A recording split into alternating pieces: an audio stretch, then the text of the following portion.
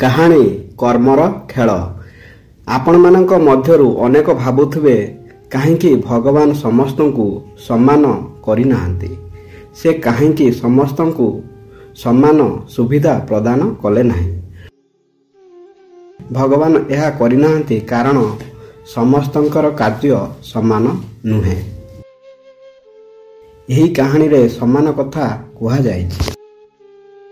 ଦିନେ ଜଣେ ଧନୀ ବ୍ୟକ୍ତି ଭଗବାନ ଶିବଙ୍କ ଦର୍ଶନ କରିବାକୁ ମନ୍ଦିରକୁ ଗଲେ। ଏହି ଧନୀ ବ୍ୟକ୍ତି ବହୁତ ଦାମୀ ଜୋତା ପିନ୍ଧିଥିଲେ ଏବଂ ସେ ମଧ୍ୟ ଶୁଣିଥିଲେ ଯେ ଏହି ମନ୍ଦିରରେ ଜୋତା ଚୋରି ହେଉଛି। ଏହି କାରଣରୁ ସେ ନିଜର ମୂଲ୍ୟବାନ ଜୋତାକୁ ବାହାରେ ଛାଡ଼ିଦେବା ଭଳି ଇଚ୍ଛା କଲେ ନାହିଁ ଏବଂ ଜୋତାକୁ ବାହାରେ ଛାଡ଼ିବାକୁ ଚାହୁଁନଥିଲେ। ଏହିପରି ସେ ଏକ ବଡ଼ ଦ୍ୱନ୍ଦ୍ୱରେ ପଡ଼ିଥିଲେ। କିଛି ସମୟ ଚିନ୍ତା କରିବା ପରେ ଧନୀ ବ୍ୟକ୍ତି ମନ୍ଦିର ବାହାରେ ବସିଥିବା ଭିକାରୀଙ୍କ ସହ କଥା ହେଲେ। ଧନୀ ବ୍ୟକ୍ତି ଭିକାରୀଙ୍କୁ ରଖିବା ପାଇଁ ଜୋତା ଦେଲେ। ଭିକାରୀ ମଧ୍ୟ ତାଙ୍କ ଜୋତାର ଯତ୍ନ ନେବାକୁ ରାଜି ହୋଇଥିଲେ। ତାପରେ ଧନୀ ଲୋକ ପୂଜା କରିବାକୁ ମନ୍ଦିର ଭିତରକୁ ଗଲେ। ପୂଜାରେ ବସିଥିବା ସମୟରେ ଧନୀ ବ୍ୟକ୍ତିଙ୍କ ମନକୁ ଆସିଲା ଯେ ଭଗବାନ ଏକ ଅଦ୍ଭୁତ ଜଗତ ସୃଷ୍ଟି କରିଛନ୍ତି। ମୋ ପରି ଅନେକ ଲୋକ ପାଦରେ ଦାମୀ ଜୋତା ପିନ୍ଧିବାରେ ସକ୍ଷମ ହୋଇଛନ୍ତି, କିନ୍ତୁ ସେହି ଗରିବ ଭିକାରୀ ପରି ଅଗଣିତ ଲୋକଙ୍କୁ ରୁଟି ଖାଇବାକୁ ମଧ୍ୟ ଭିକ ମାଗିବାକୁ ପଡ଼ିବ। ଧନୀ ବ୍ୟକ୍ତି ତାଙ୍କ ମନରେ ଭଗବାନଙ୍କ ନିକଟରେ ନିବେଦନ କରି କହିଲେ, ତୁମେ କାହିଁକି ସମସ୍ତ ଲୋକଙ୍କୁ ସମ୍ମାନ କରିନାହଁ? ଆପଣ ସମସ୍ତଙ୍କୁ ସମାନ ସୁବିଧା କାହିଁକି ପ୍ରଦାନ କଲେ ନାହିଁ?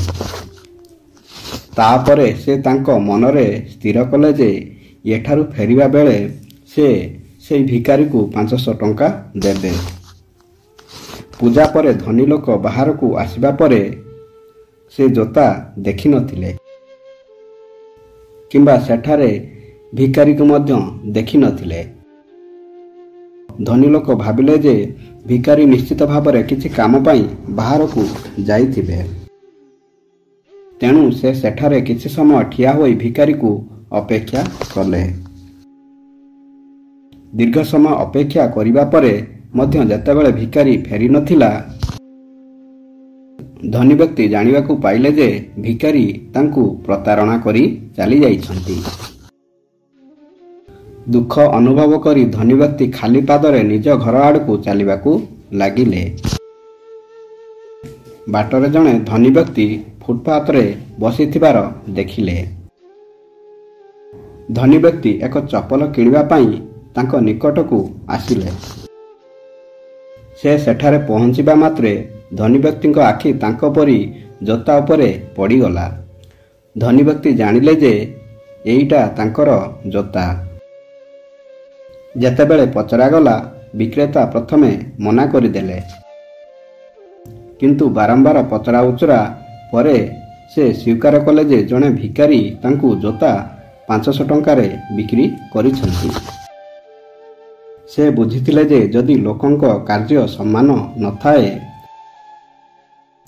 ସମସ୍ତେ ସମାନ ହୋଇପାରିବେ ନାହିଁ। ଭଗବାନ ସେହି ଭିକାରୀଙ୍କ ଭାଗ୍ୟରେ 500 ଟଙ୍କା ଲେଖିଥିଲେ, କିନ୍ତୁ ଏହାକୁ କିପରି ରୋଜଗାର କରାଯିବ ତାହା ସେହି ଭିକାରୀଙ୍କ ହାତରେ ଥିଲା। ଯଦିଓ ସେ ଚୋରି କରିନଥାନ୍ତେ, ତଥାପି ସେ 500 ଟଙ୍କା ପାଇବାକୁ ଯାଉଥିଲେ। ବୋଧହୁଏ ତାଙ୍କର ଏପରି ଖରାପ କାର୍ଯ୍ୟ ହେତୁ ସେ ଆଜି ଭିକାରୀ ଥିଲେ। ଧନ୍ୟବାଦ। ଜୟ ଶ୍ରୀକୃଷ୍ଣ।